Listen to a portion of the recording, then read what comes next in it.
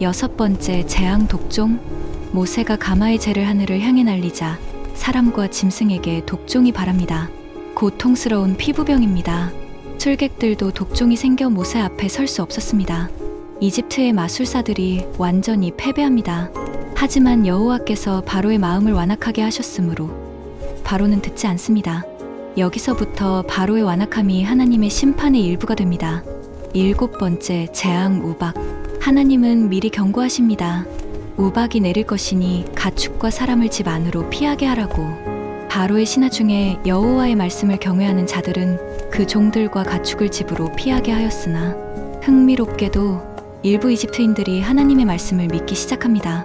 우박이 내립니다. 불이 섞인 우박입니다. 들에 있는 모든 것을 칩니다. 사람, 짐승, 식물. 하지만 고센 땅에는 우박이 없었습니다. 바로가 처음으로 죄를 인정합니다.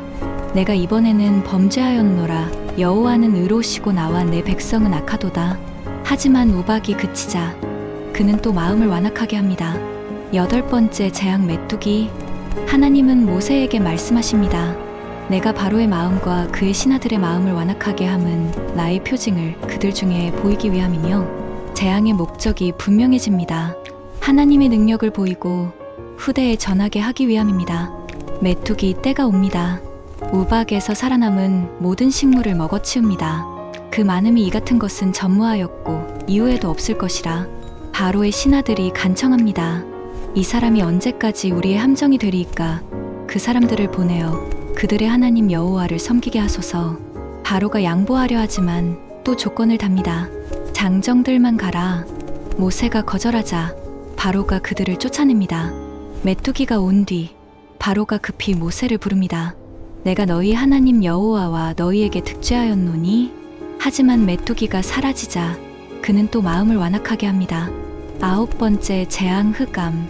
모세가 하늘을 향하여 손을 들자 3일 동안 캄캄한 흑암이 애굽 온 땅에 임합니다. 그 흑암은 만질 수 있을 정도로 짙습니다. 사람들이 서로 볼 수 없고 3일 동안 일어나지도 못합니다. 하지만 이스라엘 자손이 거주하는 곳에는 광명이 있었더라. 이것은 강력한 상징입니다. 태양신 라는 이집트의 최고신이었습니다. 하나님은 그들의 최고신도 무력함을 보이십니다. 바로가 또 양보합니다. 너희는 가서 여호와를 섬기되 너희의 가축은 머물러 두라. 모세가 거절합니다. 우리의 가축도 우리와 함께 가고 한 마리도 남길 수 없으니? 바로가 폭발합니다. 나를 떠나가고 스스로 삼가 다시 내 얼굴을 보지 말라. 내 얼굴을 보는 날에는 죽으리라. 모세가 대답합니다. 당신이 잘 말하였나이다. 내가 다시는 당신의 얼굴을 보지 아니하리이다. 대결이 절정에 달했습니다. 이제 마지막 재앙만 남았습니다. 10번째 재앙 장자의 죽음과 6월절 1일에 2장 2분. 하나님이 마지막 재앙을 예고하십니다.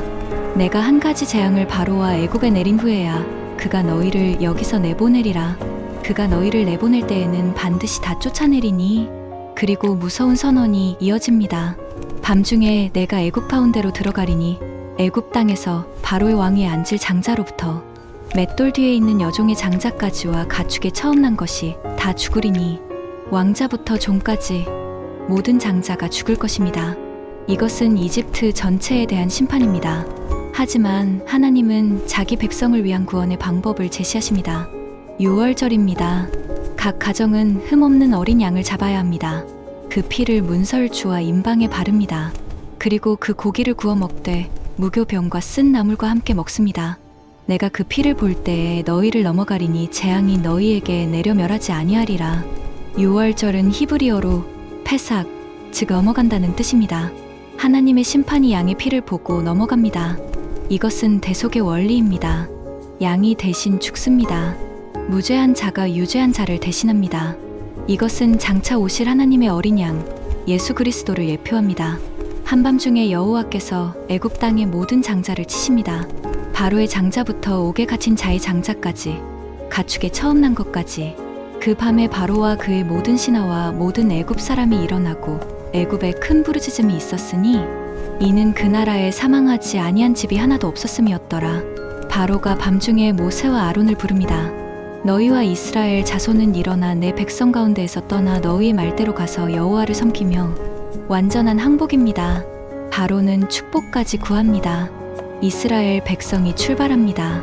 약 60만 명의 장정과 그 가족들, 양과 소의 큰 떼, 애굽 사람들이 자기들의 금과 은과 의복을 줍니다. 430년 만에 탈출입니다. 하나님의 약속이 이루어졌습니다. 차부 광야로의 여정, 홍해를 가르심. 하나님은 이스라엘을 블레셋 땅의 길로 인도하지 않으십니다. 그것이 가까운 길이었지만 전쟁을 보면 후회하고 이집트로 돌아갈까 두려워하셨기 때문입니다. 대신 홍해 광야 길로 인도하십니다. 낮에는 구름 기둥, 밤에는 불기둥으로 인도하십니다. 하나님의 임재가 가시적으로 나타납니다. 그런데 바로가 마음을 바꿉니다. 우리가 어찌 이같이 하여 이스라엘을 우리를 섬김에서 놓아보내었는가. 바로가 병거 600대와 애굽의 모든 병거를 이끌고 추격합니다. 이스라엘 백성이 뒤를 돌아보니 애굽 군대가 따라옵니다. 그들은 심히 두려워하며 모세를 원망합니다. 애굽에 매장지가 없어서 당신이 우리를 이끌어내어 이 광야에서 죽게 하느냐. 인간의 연약함이 드러납니다. 방금 위대한 구원을 경험했지만 위기가 오자 즉시 불평합니다. 모세의 대답이 장엄합니다. 너희는 두려워하지 말고 가만히 서서 여호와께서 오늘 너희를 위하여 행하시는 구원을 보라. 너희가 오늘 본 애굽 사람을 영원히 다시 보지 못하리라. 여호와께서 너희를 위하여 싸우시리니 너희는 가만히 있을지니라. 하나님이 모세에게 명령하십니다. 지팡이를 들고 손을 바다 위로 내밀어 물을 갈라라. 모세가 그대로 합니다. 여호와께서 큰 동풍을 일으키사 밤새도록 바닷물을 물러가게 하십니다. 바다가 마른 땅이 됩니다. 물이 좌우로 갈라져 벽이 됩니다. 이스라엘 자손이 바다 가운데를 걸어갑니다. 이것은 인류 역사상 가장 놀라운 기적 중 하나입니다. 애굽 군대가 뒤따라 들어옵니다. 새벽에 여호와께서 불과 구름 기둥 가운데서 애굽 군대를 보시고 그들을 어지럽게 하십니다. 병거 바퀴를 벗겨 달리기가 어렵게 하십니다. 이스라엘이 다 건넌 후 하나님이 모세에게 명령하십니다. 다시 손을 바다 위로 내밀라. 물이 도로 흘러 병거들과 마병들과 바로의 모든 군대를 덮습니다. 한 사람도 남지 않습니다. 그날에 여호와께서 이같이 이스라엘을 애굽 사람의 손에서 구원하심에 이스라엘이 바닷가에 죽은 애굽 사람을 보았더라. 완전한 승리입니다. 완전한 구원입니다. 이스라엘이 여호와를 경외하며 여호와와 그의 종 모세를 믿습니다. 그리고 15장 모세와 이스라엘 자손이 노래합니다. 이것은 성경에 기록된 최초의 찬양입니다. 내가 여호와를 찬송하리니 그는 높고 영화로우시며 말과 그 탄 자를 바다에 던지셨음이로다. 승리의 노래입니다. 구원의 노래입니다. 이 노래는 하나님의 능력, 거룩하심, 신실하심을 찬양합니다. 미리암과 모든 여인이 소고를 잡고 춤추며 화답합니다. 너희는 여호와를 찬송하라. 그는 높고 영화로우시며 말과 그 탄 자를 바다에 던지셨음이로다.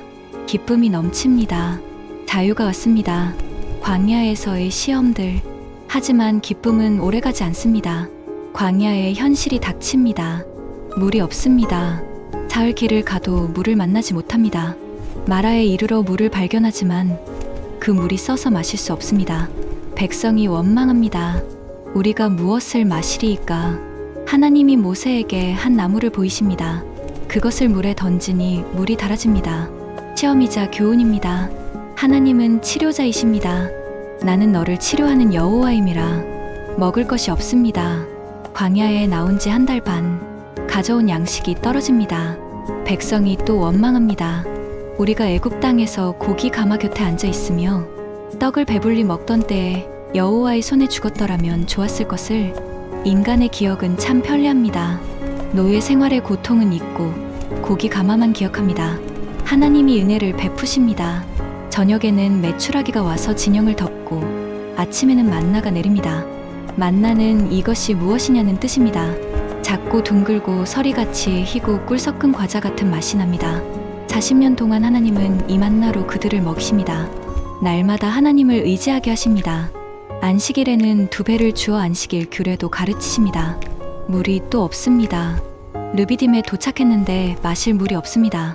백성이 모세와 다툽니다. 우리에게 물을 주어 마시게 하라. 모세가 부르짖습니다. 이 백성에게 어떻게 하리이까? 그들이 거의 나를 돌로 치려 하나이다. 하나님이 명령하십니다. 호렙산 반석을 지팡이로 치라. 모세가 장로들의 목전에서 반석을 칩니다. 물이 터져 나옵니다. 그는 그곳 이름을 마사 무리바라 합니다. 시험과 다툼이라는 뜻입니다. 전쟁이 일어납니다. 아말렉이 와서 이스라엘과 싸웁니다. 이것은 이스라엘의 첫 전쟁입니다. 모세가 여호수아를 보내 싸우게 하고 자신은 산 꼭대기에 올라가 하나님의 지팡이를 듭니다. 모세가 손을 들면 이스라엘이 이기고 손을 내리면 아말렉이 이깁니다. 모세의 팔이 피곤해지자 아론과 훌이 좌우에서 팔을 받쳐줍니다. 해가 질 때까지 여호수아가 칼날로 아말렉을 무찌릅니다. 이것은 중요한 교훈입니다. 기도의 능력, 중보의 능력, 그리고 협력의 중요성을 보여줍니다. 오브 시내산의 언약, 하나님과의 만남. 출애굽한 지 3개월 만에 이스라엘이 시내 광야에 도착합니다. 하나님이 모세를 부르신 그 산입니다. 하나님이 먼저 말씀하십니다. 너희가 내가 애굽 사람에게 어떻게 행하였음과 내가 어떻게 독수리 날개로 너희를 업어 내게로 인도하였음을 보았느니라. 구원을 기억하게 하십니다. 그리고 언약을 제시하십니다. 세계가 다 내게 속하였나니 너희가 내 말을 잘 듣고 내 언약을 지키면 너희는 모든 민족 중에서 내 소유가 되겠고 너희가 내게 대하여 제사장 나라가 되며 거룩한 백성이 되리라. 이것이 시내산 언약의 핵심입니다. 하나님의 소유, 제사장 나라, 거룩한 백성.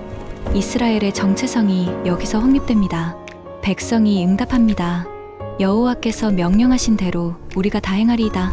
하나님은 백성을 성결하게 하라고 명령하십니다. 3일 동안 준비하고 옷을 빨고 산에 오르지 말라고 하십니다.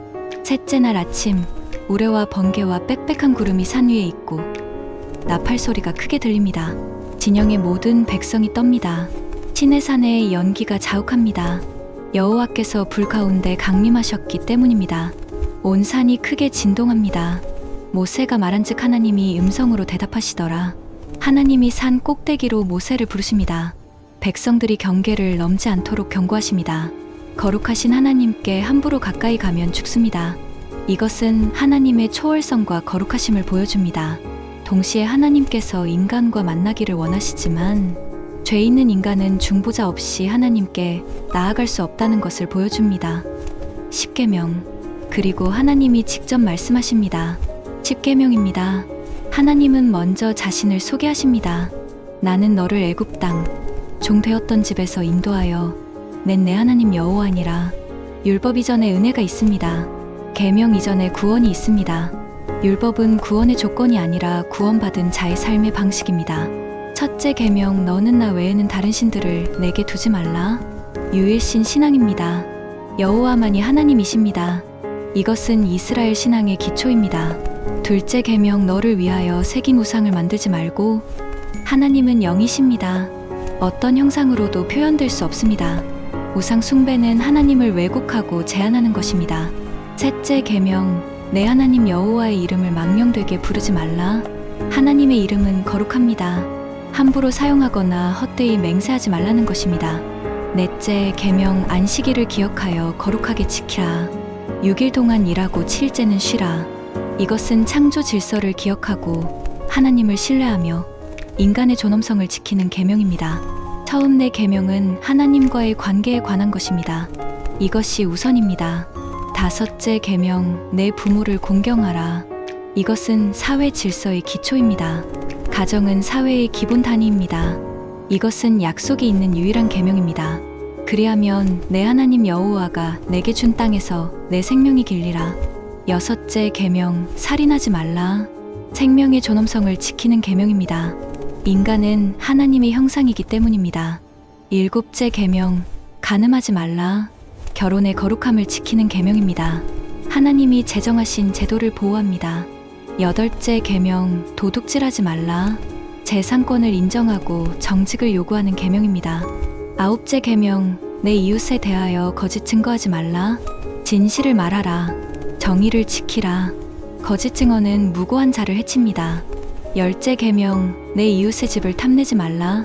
이것은 마음의 계명입니다. 행동뿐 아니라 동기와 욕망도 다루십니다. 탐욕은 모든 죄의 뿌리입니다.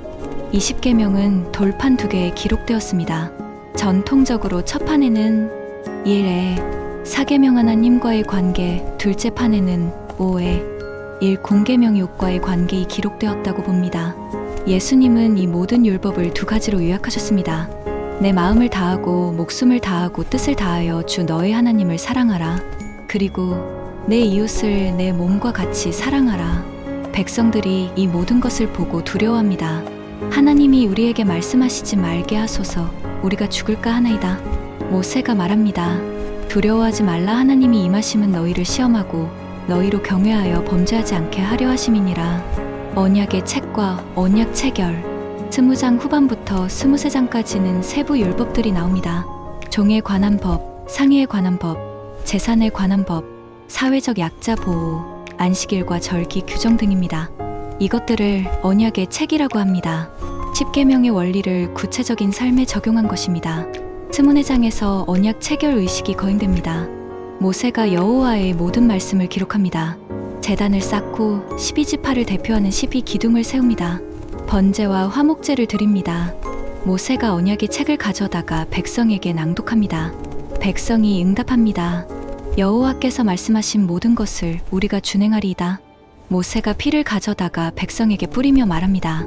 이는 여호와께서 이 모든 말씀에 대하여 너희와 세우신 언약의 피니라. 피로 인준된 언약입니다.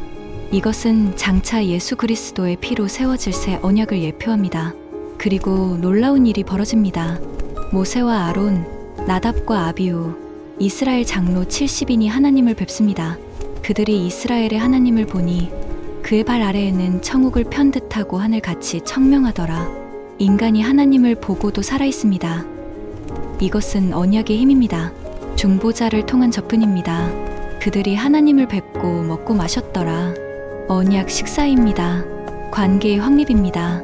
교제의 시작입니다. 육부 성막, 하나님이 거하시는 곳. 성막 건축 지시. 하나님이 모세를 산으로 부르십니다. 40일 40야를 머물게 하십니다. 그리고 성막 건축에 대한 상세한 지시를 주십니다. 25장부터 31장까지 7장에 걸쳐 성막의 모든 세부 사항을 계시하십니다. 왜 성막일까요? 내가 그들 중에 거할 성소를 그들이 나를 위하여 짓되 하나님께서 백성과 함께 거하기를 원하시기 때문입니다. 이것이 성막의 목적입니다. 임마누엘, 하나님이 우리와 함께 계심입니다. 성막의 구조를 간단히 살펴봅시다. 지성소, 가장 안쪽, 가장 거룩한 곳입니다. 여기에 언약궤가 있습니다. 언약궤는 조각목으로 만들고 안팎에 순금을 입힌 궤입니다. 안에는 10계명 돌판, 만나 항아리, 아론의 쌍난 지팡이가 들어갑니다. 궤 위에는 속죄소가 있고 그 양쪽에 금으로 만든 그룹돌이 날개를 펴서 속죄소를 덮습니다. 거기서 내가 너와 만나고 속죄소 위 곧 증거궤 위에 있는 두 그룹 사이에서 내가 이스라엘 자손을 위하여 내게 명령할 모든 일을 내게 이르리라. 이곳이 하나님과 만나는 장소입니다. 하나님의 임재가 거하는 곳입니다. 지성소와 성소 사이에는 휘장이 있습니다. 청색, 자색, 홍색 실과 가늘게 꼰 배실로 짜서 그룹을 정교하게 수놓습니다. 이 휘장은 거룩하신 하나님과 죄인인 인간 사이의 분리를 상징합니다. 성소, 지성소 밖, 성막 안쪽입니다. 여기에는 3가지 기구가 있습니다. 떡상 12개의 진설병이 놓입니다. 12지파를 대표합니다. 하나님이 생명의 양식 되심을 상징합니다. 금 등잔대 7가지가 있는 순금 등잔대입니다. 밤새도록 켜두어야 합니다. 하나님은 빛이시며 이스라엘은 세상의 빛이 되어야 함을 상징합니다. 분향단 아침 저녁으로 향을 사릅니다. 향은 기도를 상징합니다. 끊임없는 중보의 사역입니다. 뜰, 성막 건물 밖, 울타리 아닙니다. 여기에는 2가지가 있습니다.